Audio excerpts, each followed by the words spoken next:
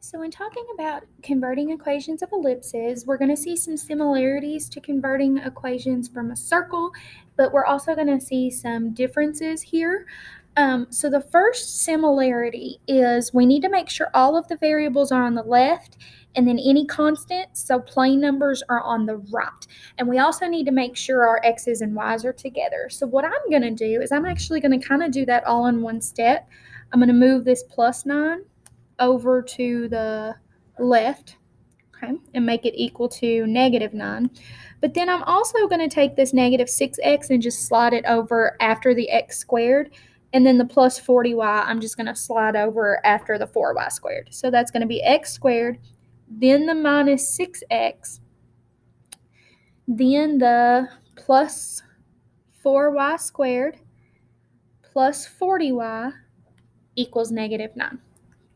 So then we're going to complete the square. So we're going to do x squared minus 6x and then plus something.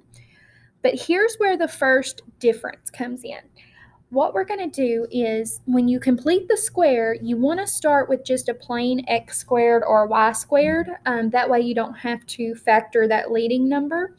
But you see here there's a 4 in front of that. So what I'm going to do is I'm going to go ahead and factor out that 4. That's going to make that just a plain y squared. It's going to take that 40 down to just a 10y. Then I can complete the square just like I've been doing. That's going to change what we do on the right just a touch, but we'll talk about that here in just a second. So complete the square. So half of negative 6 is negative 3. Negative 3 squared is positive 9. So we're going to go ahead and put plus 9 there. But here, where I factored out that 4, here's where it's going to change things. Let's go ahead and complete the square. 10 divided by 2 is 5. 5 squared is 25. I'm not going to put plus 25 there because I'm actually not just adding 25. This would be distributive property. So I'm really doing 4 sets of 25 within that. So I'm actually adding 100. So you have to be a little bit careful there. So if you have to factor out a leading coefficient, you have to multiply to see what you're going to add. Okay, so 4 sets of 25, so I'm actually adding 100. So let's factor. So that would be the x minus 3 squared, that negative 3 that we used. Over here, I'm going to keep that 4, factor what's inside, so there's that y plus 5 squared. Then I'm going to add all those together, and that's 100. Now, if this was a circle, we stopped here because we had our center and our radius. But an ellipse is a little bit different because there's not just one single radius all around the whole ellipse. And if you remember, the equation of ellipses are equal to 1, not 100. So how do I turn a 100 into a 1? I divide by 100. So if I do that, I have to do it everywhere. And we've got to simplify some fractions here. X minus 3 squared over 100, there wasn't anything out here to simplify, so that's going to stay. But this 4 over 100, you can use your calculator to do that if you need to, but 4 over 100 is kind of easy. But we're going to get to some fractions that might not be so easy to reduce in your head.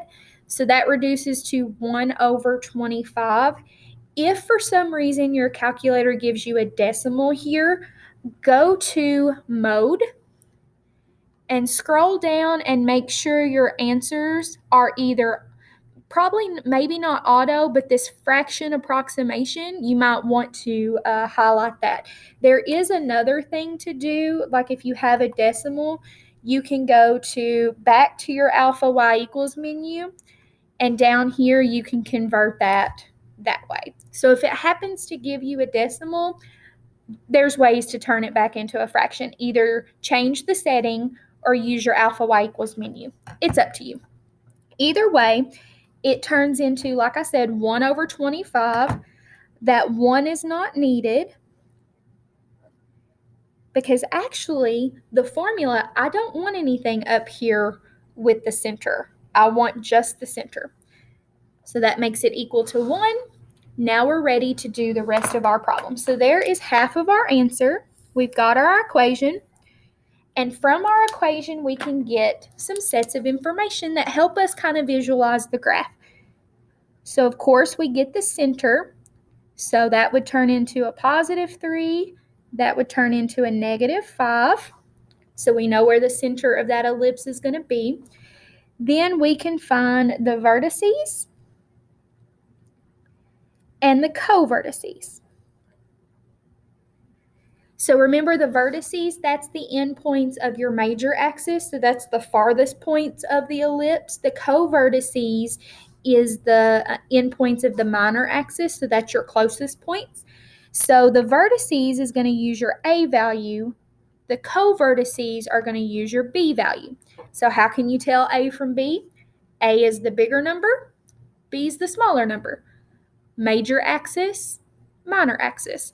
So this is squared in the formula, so that's A squared. So we take the square root, so A is 10. Minor axis, we take the square root, so B is 5. So now what this means is this means the endpoints of the major axis are 10 away from the center. The endpoints of the minor axis are 5 away from the center. So here's what we do to the center point. So we're going to take the center point. The 10 was under the x, so only the x value changes. The y value is going to stay the same. So I'm going to leave that negative 5. We're going to take that 3, and we're going to add and subtract 10. So 3 plus and minus 10. So 3 plus 10 would be 3 to the right, so you get your right endpoint. 3 minus 10 would be 10 to the left, so you get your left endpoint. Again, I'm doing this with the x because that's where I got it from. It was in the fraction with the x. So match up x with x. Okay? So let me go ahead and highlight my center because that's part of my answer. Okay. So 3 plus 10 is 13. That's one vertex. 3 minus 10 is negative 7.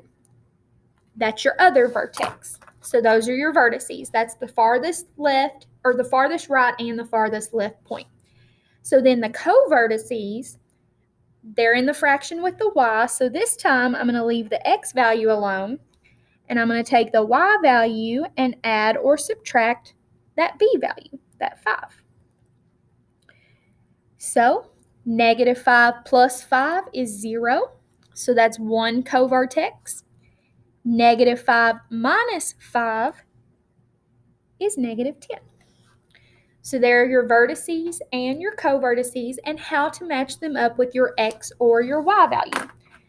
So those are part of my answer too. So I'm going to go ahead and highlight those. Now we can use Desmos to verify all these answers. We're only going to do this on this first one. I'm not going to do it on the second one. So let's go to Desmos here. So here's the original problem. Here is my factored problem or my converted problem. I went ahead and typed them in just for quickness sake. You can see that when I switch back and forth, it is the exact same ellipse. And I'm actually going to come over here and move this around so we can see the whole thing. But they are the exact same ellipse. That means my work is absolutely correct. So now the center, 3 comma negative 5 is right about there. So just checking that that's right. That is the center, 3 comma negative 5. Now, vertices. Here is my negative 7, negative 5, and I can go back to my paper and check that if I want. It is correct. It is there. I'm looking at it right now. 13, negative 5. There's your other vertex. Here's a co-vertex, 3 comma 0. That's on my paper. And my other co-vertex, 3, negative 10, also on my paper.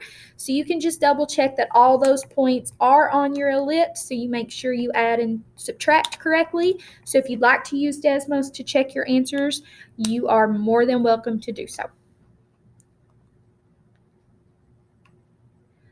Oh, one last thing, so sorry.